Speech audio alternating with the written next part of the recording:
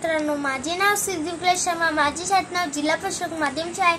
मी आता 5वीची विद्यार्थिनी। आमच्या शाळेत एक ग्रंथालय बनवलेले, त्यातून मी हे पुस्तक घेतलेले। या पुस्तकाचे नाव आहे ऐसे हवे वक्ता। या पुस्तकाचे लेखक आहे डॉ. सुभाष आहेरे। या पुस्तकात खूप छान छान गोष्टी, त्यापैकी मी तुम्हाला एक गोष्ट सांगणार आहे। त्या गोष्टीचे नाव आहे मनोगत आहे। चला सुरू करूया।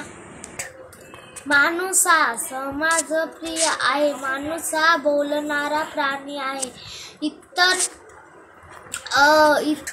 प्राण्यांच्या तुलनेत हे त्याचे वेगळेपण आहे। फक्त त्याने विचार करून बोलणे अपेक्षित आहे।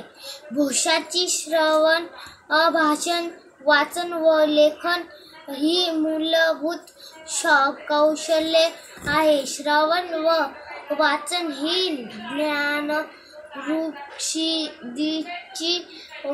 ज्ञानप्राप्तीची कौशल्ये आहेत, तर भाषण व लेखन ही आत्मविश्वासकारीची कौशल्य आहे। भाषण व लेखन कौशल्यामुळे विचाराचे आनंद प्रदान होते। विश्राममध्ये ज्या 14 विज्ञान व 64 कला आहेत, त्या 64 कलांमध्ये वक्तृत्वकलेचा समावेश होतो।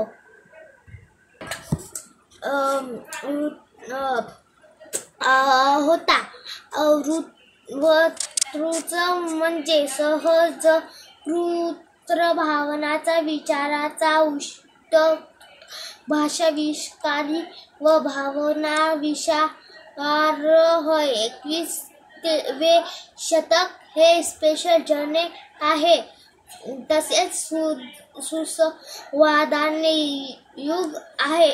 समाज प्रबोधनाचे प्रमुख शास्त्र म्हणून वक्तृत्वाकडे बघितले जाते। आज समाजात विविध प्रश्न भेडसावत आहेत। त्या प्रश्नांची मांडणी ही अभ्यासपूर्ण वर्ताची जर केली तर प्रश्न सोडविण्यास मदत होईल। वक्तृत्व हे समाज दृष्टी निर्माण करण्यासाठी नाही, तर समाज एका व मनात स्थापित करण्यासाठी आहे। त्याचं कामासाठी त्याचा उपयोग झाला पाहिजे। उन्मत्त वक्ता हा उन्मत्त नेतृत्व करू शकतो। अशा नेतृत्वाला प्रत्येक क्षेत्रात गरज आहे। वक्ता म्हणजे वक्तृत्व जो योग्य अनुभवाने बोलतो, तो वक्ता। वक्त्याने समाजहितासाठी, समाजप्रबोधनासाठी वक्तृत्व उपयोगात आणले पाहिजे। श्रवण, वाचन, लेखन व चिंतन ही वक्तृत्वाच्या